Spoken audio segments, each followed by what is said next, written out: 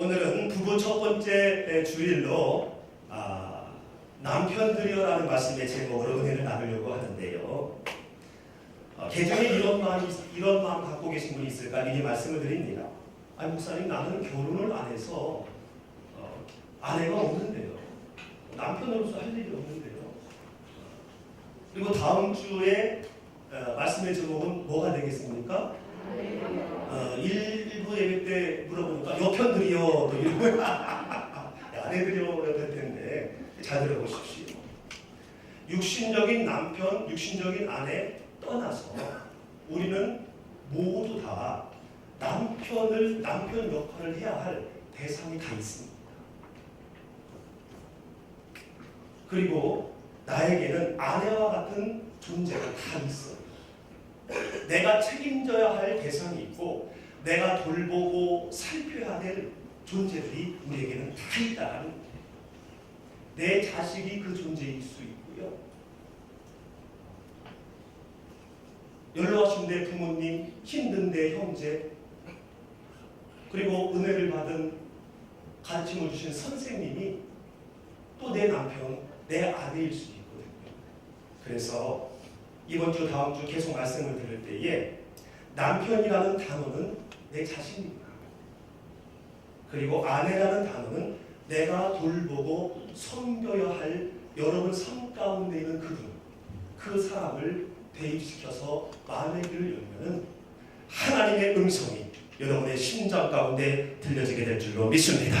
우리 하나님의 말씀 베드로전서 3장 1절부터 7절 말씀. 아내된 자들아, 이와 같이 자기 남편에게 순복하라. 이는 혹 도를 순종치 않는 자라도 말로 말미암지 않고 그 아내의 행위로 말미암아 구원을 얻게 하려 함이니 너희 두려워하며 정결한 행위를 봅니다. 너희 단장은 머리를 꾸미고 금을 차고 아름다운 옷을 입는 외모로 하지 말고 오직 마음에 숨은 사람을 온유하고 안정한 심령에 썩지 아니할 것으로 하라. 이는 하나님 앞에 값진 것이니라.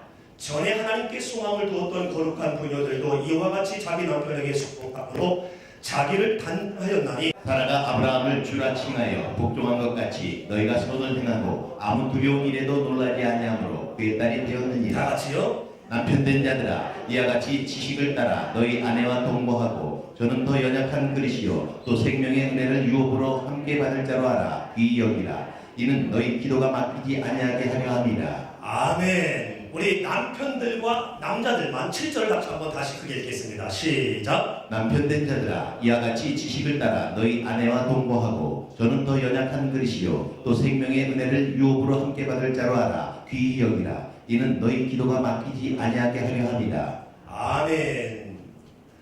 존 그레이 박사님께서 화성에서 온 남자, 금성에서 온 여자라는 책을 오래전에 쓰셨습니다. 이 책의 요지는요, 지구를 중심으로 위치하고 있는 화성과 금성은 다르듯이 남자와 여자는 근본적으로 다르다. 그렇지만 틀린 것이 아니고 다른 것이기 때문에 그 다른 것을 이해하고 인정하면 행복해질 수 있다. 하지만 이것을 인정하지 아니하고 자기 입장에서 바라보고 말하고 주장하면 갈등과 불행은 끊어지지 않을 것이다 라는 것을 말하는 부부 상담 서적입니다. 이 세상에 다른 것들이 참 많습니다. 그 가운데 대표적인 것이 남자와 여자는 참 달라요. 보이는 외적인 모습, 외모를 시작으로 해서 심리도 다르고요, 성향도 다르고요, 표현 방식도 다르고 받아들이는 방법도 다릅니다. 달라도 너무 달라요. 달라도 너무 달라요.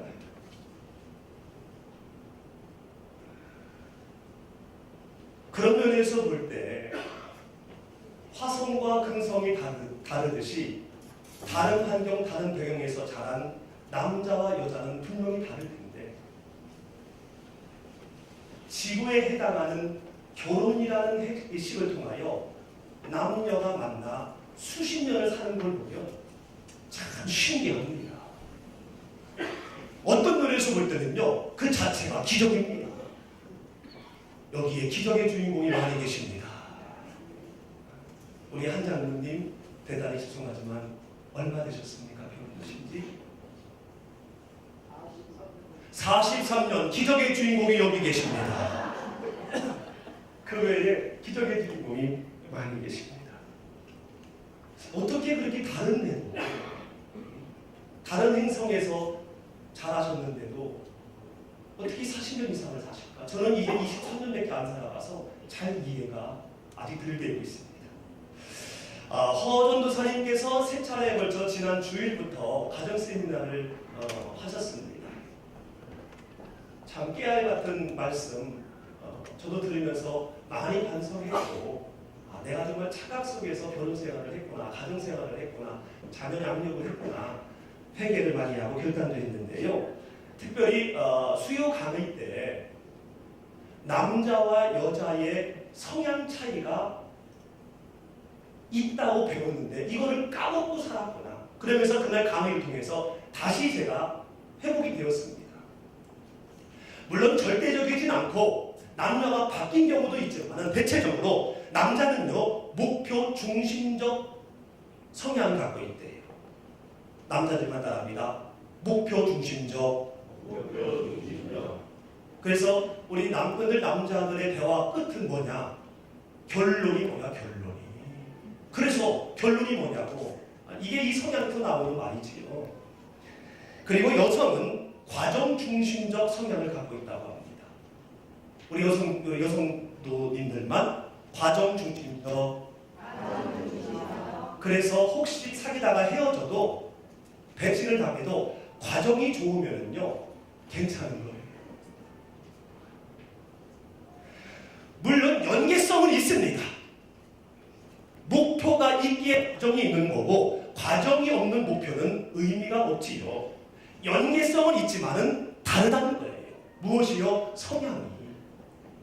특별히 이 다른 성향이 어디에서 나타나냐면요 백화점 갈 때 나타납니다. 무엇을 사러 갔을 때 남자와 여자, 남편과 아내의 목표는 같지만 백화점에 들어서면서 행동은 달라집니다. 남자는 목표 중심적이기 때문에 내가 넥타이 사러 왔으면 넥타이 사고 가면 되는 거예요. 와이셔츠 사러 왔으면 와이셔츠 사고 가면 되는 거예요. 그러나 여자는 그렇지 않습니다. 아내는 그렇지 않습니다. 목표한 물건을 사는 것도 중요하지만은 여기저기 돌아다니면서 비교해보고 돈을 내고 사진 않지만 눈으로 사는, 눈으로 구입하는, 이거를 영어로 뭐라고 합니까? 아이 쇼핑. 우리 주님의 영광교회는 영어 실력도 대단해. 아이 쇼핑에 더 의미가 있다는 거예요. 혹시 목표한 물건을 못 샀어도 아이 쇼핑에 만족하여 나오는 경우도 있다는 거예요. 그렇지만 목표 중심적인 남자들은 이거를 알지만 쉽게 이해는 안 갑니다. 심지어는 한심해 보이고요. 시간 낭비하는 거 보이고요. 그래서 짜증이 납니다. 그래서 빨리 가! 라면서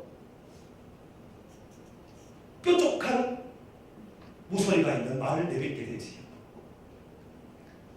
1년, 2년은 아내가 가자거든 갑니다.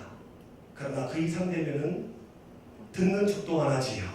계속 3층, 4층만 돌 거를 2층부터 10층까지 돌게 만들어 버립니다. 이때 남편들은 어떡합니까? 구석에 있는 쉼터 소파에 앉아가지고 궁시렁거리면서 계속 투덜댑니다. 집에 갈 때까지 투덜대요. 김 목사는 어떻게 이렇게 잘하느냐고요? 저도 몇 번 해봤습니다. 처음에는 말 잘 듣더니 10년 넘으니까 안 듣더라고요. 이렇게 기본적인 성향과 기질의 차이와 함께 무엇보다 하나님의 창조의 섭리 자체가 다르기 때문에 남자와 여자는 다를 수밖에 없습니다. 우리가 찬양한 것처럼 하나님께서 흙으로 첫 번째 사람 남자를 창조하셨어요. 남자를 창조하신 하나님의 목적은 하나님 자신을 위해서 창조한 겁니다. 영광 받으시기 위해서. 우리는 자녀를 보면서 부모의 존재 가치를 느끼잖아요. 이처럼 하나님도 흙으로 남자를 만들면서 하나님의 존재 가치를 느끼기 위해, 영광 받으시기 위해 만드신 거예요. 그런데 여자 하와는 누구를 위해 만들었습니까? 지난주에도 말씀드렸습니다만은 대답을 방언으로 대답을 하면 제가 못 알아듣습니다. 통변의 은사가 없었습니다. 하와는 누구를 위해서 만들었지요?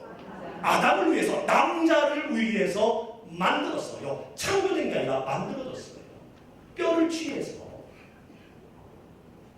물론 궁극적인 목적은 다 하나님을 위해서 만들어진 겁니다. 허나 남자가 하나님을 끝까지 하나님께 영광 돌리도록 돕게 하려고 여자를 만든 거거든요. 그러므로 결국 여자를 만든 것도 하나님의 영광을 위한 것이지만 섭리가 다르다는 거예요. 하는 일이 다르고 사명이 다르다는 거예요. 그래서 다르다는 겁니다. 그러면 하나님이 남녀를 다르게 창조하셨기 때문에 오늘날 이렇게 남녀의 갈등이 생긴 건 아닙니까? 라며 하나님께 책임의 소지를 물어야 한다고 생각하는 분이 있을지 모르지만 그렇지 않습니다. 남자와 여자가 에덴에서 하나님과 함께 있을 때에는요, 아무런 문제가 없었습니다. 오히려 남자와 여자의 다름이, 차이가 조화의 원동력이 됐어요. 마치 빨간색, 노란색 따로따로 있으면요 아름답지 않습니다. 그러나 다른 7가지의 색깔이 조화를 이루면 아름다운 무지개 색깔을 내잖아요. 이처럼 남자와 여자의 다름이, 차이가 오히려 아름다운 조화를 이루었고 또한 서로를 사랑하며 서로를 채워주는 요소가 되었습니다. 그러나 이들에게 죄가 들어오면서 문제가 시작되었습니다. 무엇이 들어오면서요? 무엇이 들어오면서요? 죄가 들어오면서 조화를 이루고 사랑의 요소가 되었던 이 차이가, 다름이 틀림으로 변질된 거예요. 그러면서 책임을 전가하고 스스로를 부끄러워하며 자기 방어에 급급하다가 오늘날 말하는 기질적, 성격적 차이가 생겨나게 된 거예요. 그러므로 우리는 처음 에덴을 회복하기 위해서, 남자와 여자로 처음 에덴을 회복하기 위해서 부단히 애쓰고 노력해야 합니다. 노력하지 아니하면은 죄가 들어온 이후에 남자와 여자의 모습같이 책임을 전가하고 나의 부끄러움을 감추기 위해서 끊임없이 상대를 공격하며 나를 방어하다가 갈등이 끊어지지 않는 그러한 인생을 살아갈 수밖에 없다는 거예요. 불편과 갈등의 요소가 아닌 다름이, 틀림이, 차이가 조화와 사랑의 요소가 되도록 우리는 힘쓰고 애써야 할 줄로 믿습니다. 특별히 남자가 여자에게 힘쓰고 애써야 합니다. 남편이 아내에게 힘쓰고 애써야 합니다. 돌보는 자가 돌봄을 받는 자에게 힘쓰고 애써야 합니다. 부모님이 자녀에게 힘쓰고 애써야 합니다. 어른이 아이에게 힘쓰고 애써야 합니다. 선생님이 제자에게 힘쓰고 애써야 합니다. 그럴 때에 처음 에덴이 회복될 줄로 믿습니다. 사랑하는 성도 여러분, 사랑하는 남편들이요, 아내를 사랑하고 이해하는 데에 애쓰시기를 주님의 이름으로 축원합니다. 왜냐하면 여러분의 영적인 건강을 위해서 더더욱 힘쓰고 애써야 한다는 거예요. 7절 하반절 말씀에 이렇게 말씀합니다. 같이 읽습니다. 시작. 이는 너희 기도가 막히지 아니하게 함이라. 아멘. 너희 기도가 막히지 아니하도록 아내 사랑하기를 힘쓰고 애쓰라고 말하고 있는 거예요. 기도가 막힌다는 것은 하나님과의 관계에서 문제가 생긴다는 거예요. 하나님과의 관계에 문제가 생긴다는 것은 구원의 문제가 생긴다는 거예요. 그러므로 아내를 사랑하지 못하고 아내를 이해하지 못하는 이러한 육신적인 노력의 부재는 육의 멸망뿐만 아니라 영의 멸망으로 이어지는 것이니 영적인 일이라는 사실을 기억하고 사명감으로 애쓰고 노력해야 된다는 겁니다. 그러면 영육간의 기쁨과 구원을 위해서 어떻게 노력을 해야 할까요? 따라합니다. 바로 알도록 노력합시다. 내 아내를 바로 알도록, 좀 더 구체적으로 말씀드리면 지금의 내 아내를 바로 알도록 노력해야 함으로 믿습니다. 믿습니다. 우리 여성 성도님과 아내는 아멘을 안 해도 우리 남성 성도님 남편들은 아멘을 해야 합니다. 아멘. 7절 전반절 말씀 같이 한번 읽어보지요. 시작. 남편된 자들아 이와 같이 지식을 따라. 지식을 따라. 지식을 따라라는 이 말씀을 문장 그대로 해석을 하면 결혼 생활에 대한 하나님의 의도와 뜻을 제대로 분별할 수 있는 통찰력을 말씀하는 거예요. 그런데 여러분 저를 한번 보시겠습니까? 하나님께서 원하시는 결혼 생활, 하나님이 기뻐하시는 결혼 생활, 우리는 성경을 읽고 말씀을 들어서 알고 있습니다. 그런데 정작 결혼 생활을 함께 하고 있는 내 아내에 대해서 제대로 알고 있지 못하면, 내 아내에 대한 지식이 없으면 하나님이 의도하고 하나님이 원하시는 성경에서 말씀하는 그러한 결혼 생활을 할 수가 없다는 거예요. 바리새인과 같은 결혼 생활을 하게 된다는 거지. 그러므로 하나님이 원하시는 하나님의 의도를 분별하는 통찰력, 그 지식과 더불어서 내 아내를 아는 지식을 위해 우리는 힘쓰고 애써야 한다는 거예요. 다시 말하면 지금의 내 아내에 대하여 공부하라는 겁니다. 지금 여러분의 아내에 대해서 공부하시기를 주님의 이름으로 축원합니다. 지금 여러분의 돌봄의 대상자에 대하여 공부하시기를 주님의 이름으로 축원합니다. 여러분의 자녀가 20살이 되었는데 공부를 안 해서 5살 아이처럼 대하게 되면 대하면 대할수록 살아가면 살아갈수록 삐뚤어지는 거예요. 잘못 살아가게 되는 거예요. 마찬가지로 결혼한 지 20년이 됐는데 신혼 때 가졌던 아내에 대한 지식으로 결혼 생활을 하게 되어지면 가정의 건강은 보장되지 않는다는 거죠. 여러분은 아내에 대해서 얼마나 알고 있습니까? 지금 내 아내는 무엇을 좋아하는지, 어떤 성향인지, 어떨 때 기쁨과 행복을 느끼는지, 그리고 지금의 내 아내의 인생의 목적은 무엇이며 어디에 두고 있는지 여러분 얼마나 알고 계십니까? 저는 91년도에 제 아내를 교회에서 만났습니다. 두 번째 교회로 부임한 교회였는데요. 그때 저는 심리학을 부전공하고 있었기 때문에 제가 담당하고 있는 학생회와 청년회는 저의 모든 연구 대상이었습니다. 저의 설문 대상이었어요. 토요일날 청년 예배 드릴 때 천성 테스트를 한번 했었어요. 천성은 학습되지 않고 지식으로 보태어진 성격이 아니라 그냥 뱃속에 나오면서부터 주어진 성격입니다. 여러분, 천성은 변하지 않아요. 성격은 변해도 천성은 변하지 않지요. 그런데 82점짜리가 나왔어요. 보통 40점, 50점을 기준으로 해서 천성의 건강도를 측정합니다.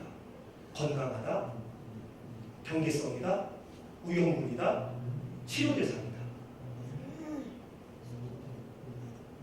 60점 정도면은요, 성미 정도, 60점도 잘 안 나오는데 82점짜리가 나왔더라고요.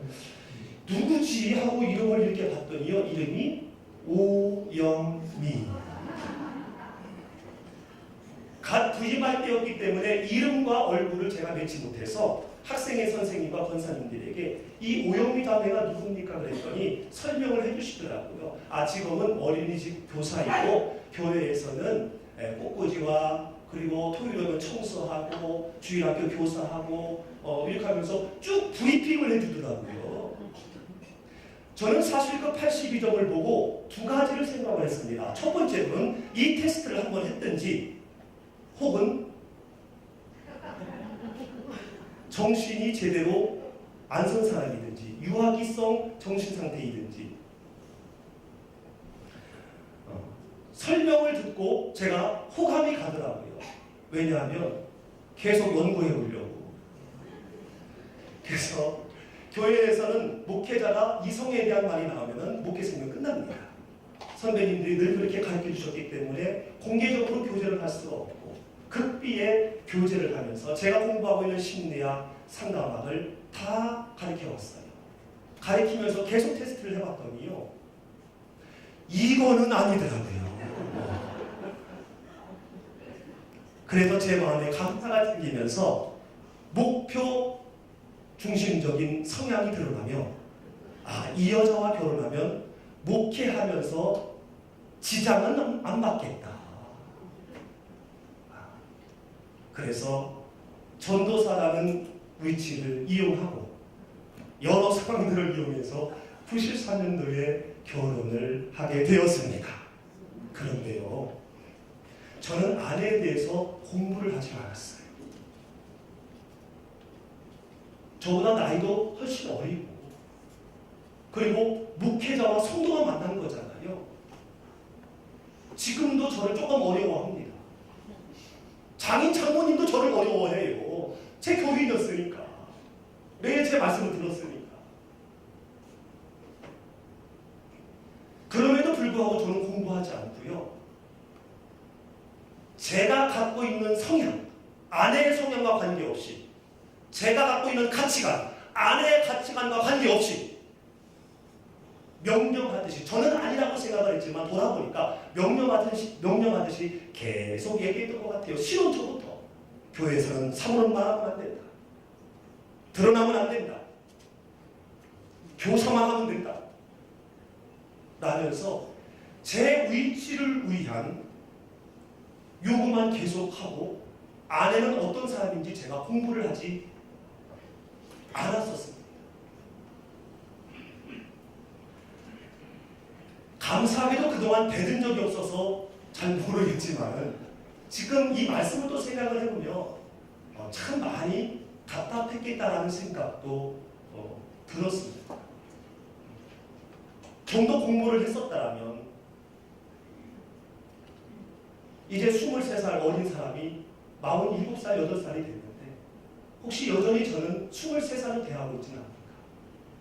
결혼할 때 25살로 대하고 있지는 않을까? 저는 공부하지 않았기 때문에 우리 아내에 대하여 82점이라는 옛 지식에 갇혀 있었던 거예요. 옛날 지식에 갇혀 있었기 때문에 새로운 지식에 따라 아내를 제대로 섬기지 못한 것입니다. 목사로서는 어땠습니까? 라고 물어본다면 저는 열심히 했습니다 라고 대답할 것 같아요. 그러나 남편으로서는 어땠습니까? 라고 물어보시면 대답을 못할 것 같아요. 지금 이 김 목사의 말이 혹시 우리 사랑하는 남자 성도님들, 우리 남편들의 말 아닌지 모르겠습니다. 여러분, 아내에 대해서 공부해야 될 줄로 믿습니다. 아내에 대해서 공부를 해야 될 줄로 믿습니다. 5년 전, 10년 전, 20년 전의 그 아내, 내가 알고 있었던 그 아내가 지금의 나의 아내라고 생각을 하고 대한다면요, 우리는 착각 속에서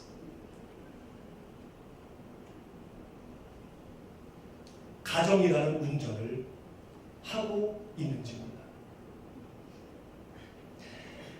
아내에 대해 공부한 사람은요, 아내 입장에서 생각하고 이해하고 말한다고 합니다.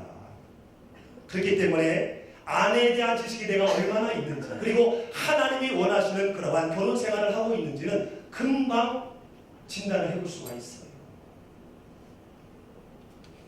그렇지만 여전히 옛 지식에 갇혀서 5년 전, 20년 전 그 옛 지식에 갇혀서 여전히 내 입장, 내 위치에서 주장하고 고집하고 심지어는 고함치고 욱박지르고 혹은 이런 모습을요, 남편다운 모습이라고 얘기하는 분도 있더라고요.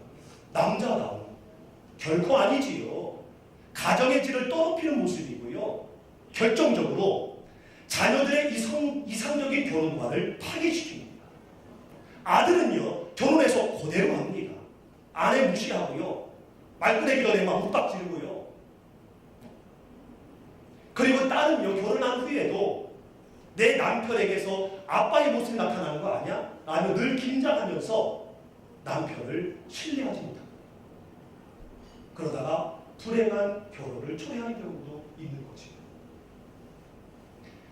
그러므로 우리 남편들은, 그러므로 남편의 역할을 해야 될 위치에 있는 성도님들은 끊임없이 여러분의 아내를 그리고 여러분의 아내 위치에 있는 그분들을 연구하고 그분들에 대해서 공부하면서 지식을 쌓아야 할 줄로 믿습니다. 그래야 우리의 기도의 문이 닫히지 않고 구원도 이루어질 수 있다는 거예요. 두 번째로는 어떻게 노력을 해야 되느냐? 따라합니다. 동거하도록 노력하자. 7절 중반절 말씀 같이 읽습니다. 시작. 남편 된 자들아 이와 같이 지식을 따라 아내와 동거하고. 아멘. 동거하고 아내와 동거한다라는 것은요, 한 집에서 함께 산다라는 의미보다 하나 된다라는 보다 적극적인 의미가 있습니다. 그래서 저는 주례할 때에 이 부분을 굉장히 강조를 합니다. 뭐에 하나가 되어야 되냐면 따라합니다. 마음이 하나가 되어야 한다.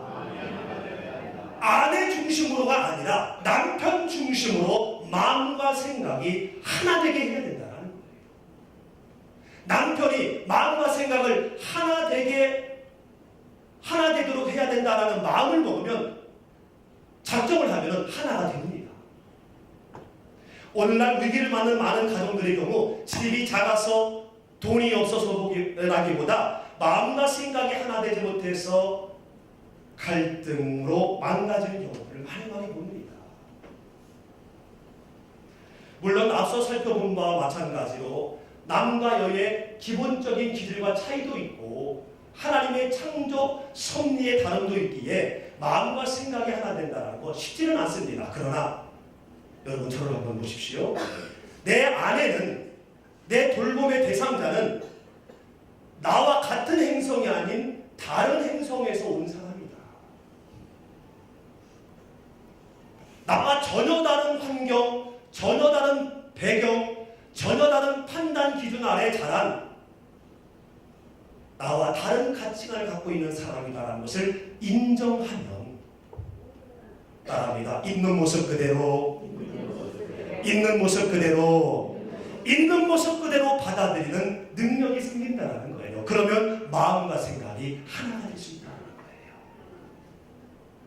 거예요. 여러분의 아내를, 그리고 여러분의 돌봄 대상자를 있는 모습 그대로 받아들이기를 주님의 이름으로 축원합니다. 내 아내이기 이전에, 내 자녀이기 이전에, 내 돌봄 대상자이기 전에 하나님의 사람이에요. 하나님의 작품이에요. 잠깐 이 땅에서 나에게 맡겨준 것뿐이지 내 것이 아니라는 겁니다. 나와 다른 행성에서 왔고 다른 환경에서 자랐으며 하나님의 거역작품이라는 당연한 이유 아래 우리는 있는 모습 그대로 받아들일 때 마음도 생각도 하나 되는 역사가 일어나게 될 줄로 믿습니다. 그리고 또 하나는 물질에서 하나가 되어야 돼요. 돈이라는 것은 하나님의 대표적인 축복 내용인과 동시에 악의 뿌리가 되는 양면성이 있습니다. 그렇기 때문에 여기에서 하나가 되어지면요, 하나가 되어지지 않으면 걷잡을 수 없는 문제들이 발생할 수밖에 없어요. 애가 없으면 그나마 어떻게 살만합니다. 그러나 애 생겨보십시오. 선택의 여지 없이 물질에 얽매이게 되어져 있습니다. 왜입니까? 누가 뭐래도 이 물질은 생활의 제1차 필요 요소이기 때문에 그렇지요. 그래서 어떤 면에서 이 행복과 불행의 중심선에 이 돈이라는 것이 서 있는지 몰라요. 너무나도 삶의 큰 부분입니다. 이렇게 큰 부분에 대하여 투명하지 않고 따로가 있고 은밀함이 있으면 절대로 동거할 수가 없다는 거예요. 몸이 같이 산다고 동거하는 게 아니라니까요. 이 물질에 대해서 마음에 대해서 하나가 되고 이 물질에 대해서 하나가 돼야 참된 동거, 하나님이 의도하시고 하나님이 원하시는 그러한 동거의 삶을 살게 된다는 겁니다. 다 그렇지는 않습니다만 가정의 돈 문제가 대체적으로 남자들로부터 시작합니다. 왜냐하면 갖고 있는 성향의 차이에서 또 시작되는 경우는 거의 시작되기도 하지만요. 하여튼 이 돈에 대한 문제로 인하여 가정에 어려움을 갖는 경우가 참 많아요. 이때 중요한 것은요. 따라합니다. 함께 고민하고 함께 계획하고 함께 기도하자. 할렐루야. 물질의 주인이 하나님이시기 때문에 하나님 앞에 함께 내어놓고 고민하고 함께 계획하고 함께 기도하면 때가 이르되 남편을 통해서 채워지는 역사가 일어나게 될 줄로 믿습니다. 그런데요, 마음이 하나 되지 못하고 물질에 대해서 하나 되지 못하게, 그래서 동거하지 못하게 방해하는 요소들이 있습니다. 그리고 악한 사탄은 이 요소를 또 기가 막히게 사용을 해요. 그래서 성경은 남편이 아내와 온전히 동거하며 연합할 수 있도록 수반해야 할 요소를 말씀하고 있는데, 그것이 바로 뭐냐? 따라합니다. 부모를 떠나라. 부모를 떠나래. 창세기 2장 24절 말씀 있습니다. 시작. 이러므로 남자가 부모를 떠나 그 아내와 연합하여 둘이 한 몸을 이룰지로다. 아멘. 남자가 부모를 떠나야 마음이 하나 되어지고 물질이 하나 되어지고 신앙도 하나 되어져서 온전한 한 몸이 되어 참된 동거를 할 수 있다는 말씀이에요. 지난주 말씀드린 것처럼 성경은 교회에 대해서 말씀하고 있습니다. 예수님도 마지막 십자가에서 어머니를 부탁하며 교회에 대하여 가르치셨습니다. 그러면 부모를 떠난다는 것은 무슨 말씀인가? 따라합니다. 부모님의 돌봄에서 떠나라.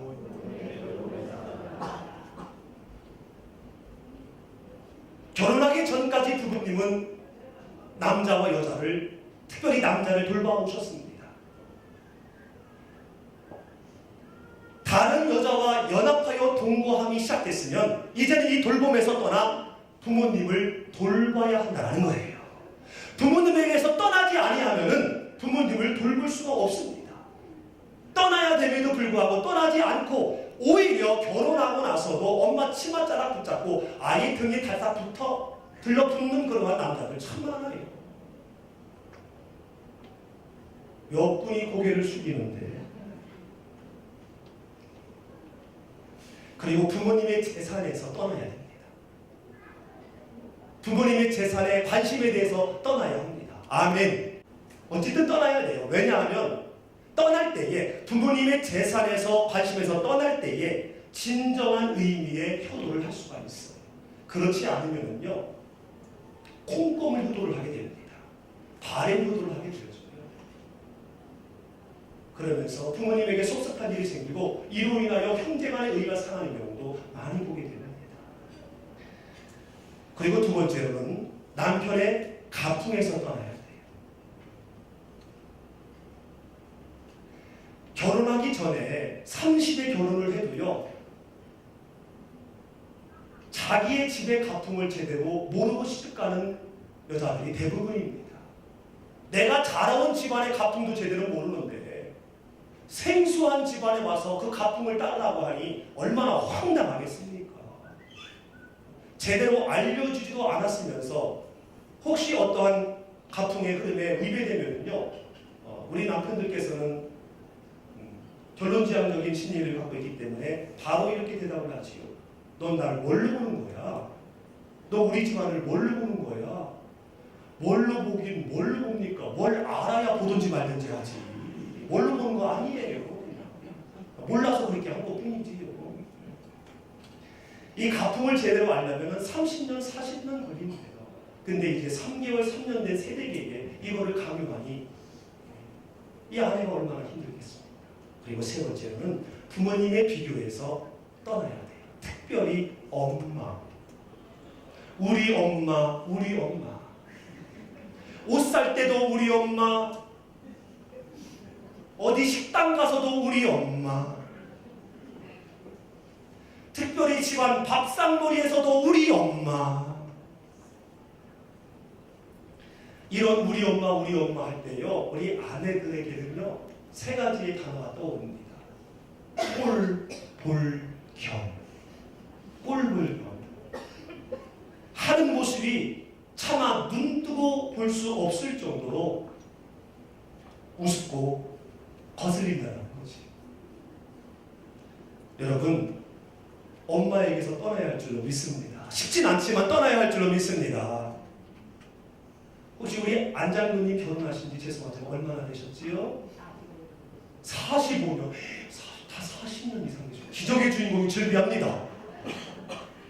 40년 이상 사셨으니까 어떻게 엄마에서 떠나셨지요? 에? 뭐라고요? 안 떠나셨다네. 45년이 되셨는데도 아직도 우리 엄마라시네요. 쉽진 않습니다. 그렇기 때문에 노력해야 된다는 거예요. 물론 우리 엄마라는 그러한 사랑, 교훈, 이것이 안 떠나셨다는 마음이시겠지요. 그런데 아들을 힘들게 하는 그러한 엄마와 비교하는 거, 이거 속히 떠나야 할 줄로 믿습니다. 사랑하는 남편들이요, 어머니를 높이고 아내를 낮추는 거, 이거 하나님의 방법 아닙니다. 그렇다고 아내를 높이고 엄마를 낮추는 거, 더더욱 하나님의 방법 아니에요. 어머니는 어머니대로 존경하고요, 아내는 아내대로 존중해야 합니다. 이것이 바로 남자가 부모를 떠나라는 말씀에 순종하는 거예요. 마지막으로 남편들이 수고하고 노력해야 될 것이 바로 뭐냐? 지식에 따라 존거하면서 따라합니다. 존귀히 여기도록 노력하라. 7절 하반절 같이 읽습니다. 시작. 저는 더 연약한 그릇이요 또 생명의 은혜를 유업으로 받은 자로 알아 귀히 여기라. 아멘. 이 아내를 귀히 여겨야 되는 이유는, 여러분이 돌보고 있는 그 사람들을 귀히 여겨야 되는 이유는 더 연약한 그릇이기 때문에 그렇다는 거예요. 여러분, 엄마는 강하지요. 엄마가 제일 강해요. 그런데 이 강한 엄마가 남편 앞에서는 더 연약한 자가 돼요. 남편 앞에서 강한 그릇이 되는 것도 문제예요. 연약한 그릇이 돼요. 왜 연약한 그릇이 되냐면 강하기 때문에 연약한 그릇이 되는 거예요. 왜 연약한 그릇이 되냐면 귀하기 때문에 더 연약한 그릇이 되는 거예요. 대통령이라 할지라도 엄마 앞에서의 아들 대통령은 더 연약한 그릇이 되는 거죠. 여러분, 비싼 도자기 그릇 귀하잖아요. 근데 이 비싼 도자기를 양은 그릇 대하듯 하면 어떻게 되겠습니까? 찌그러지고 집어 던지면 깨지는 거예요. 귀함이 사라진다는 겁니다. 이처럼 울타리가 되기를 바라는 연약한 내 아내, 연약한 나의 돌봄의 대상자가 던져지지 않도록, 혹은 내가 던지지 않도록 귀히 여기라는 거예요. 귀히 여기라는 거예요. 그리고 생명의 은혜를 유업으로 함께 받을 자이기 때문에 귀히 여기라고 말씀합니다. 나의 구원을 이루어줄 자가, 함께 이루어져 가는 자가 바로 내 아내요 나의 돌봄의 대상자라는 겁니다. 혼자 있을 때는요 불안할 수 있습니다. 그러나 돕는 아내를 통해서 신앙의 배교를 하지 않고, 신앙의 외도를 하지 않고 끝까지 구원을 이뤄갈 수 있는 돕는 자가 바로 아내예요. 그렇기 때문에 나의 구원에 도움을 주는 이기 때문에 존중하고 존경하라는 겁니다. 말씀의 결론을 맺으려고 합니다. 사랑하는 남편들이요, 그리고 남편 역할을 해야 하는 위치에 있는 사랑하는 성도님들이요, 우리의 신랑 되신 예수님께서는요 우리가 어떤 사람인지 우리에 대한 지식이 있으셨습니다. 우리는 진노의 자녀이기 때문에 영원히 죽을 수밖에 없다라는 우리에 대한 지식이 있었고요, 또한 하나님이 우리에 대한 어떤 마음이 있는지 그 지식도 있으셨어요. 그래서 우리와 하나 되고 영원히 동거하시기 위해서 하늘 보좌를 떠나 이 땅에 오셨습니다. 그리고 고통당하시고 십자가에 죽으심으로 존귀한 하나님의 자녀가 되게 하셨습니다. 이처럼 나는 아내에 대한 지식이 얼마나 있는가? 여전히 몇십 년 전에 옛 지식을 갖고 착각 속에 잘못 알고 나만의 입장, 나만의 주장을 계속하고 있지는 않는지, 그리고 내 아내와 온전한 동거를 하고 있는가, 부모님을 떠나 내 아내와 여러 면에서 하나 되고 있는지, 그리고 내가 보호해야 되고 나의 구원을 함께 이루어가는 내 아내를 얼마나 귀히 여기고 있는지 이 시간 진단해 보면서 주님으로부터 아무개야 가정사역 참 잘했다라고 칭찬받는 우리 모든 남편, 그리고 모든 남편 역할을 해야 하는 위치에 있는 성도님들이 되시기를 주님의 이름으로 축원합니다.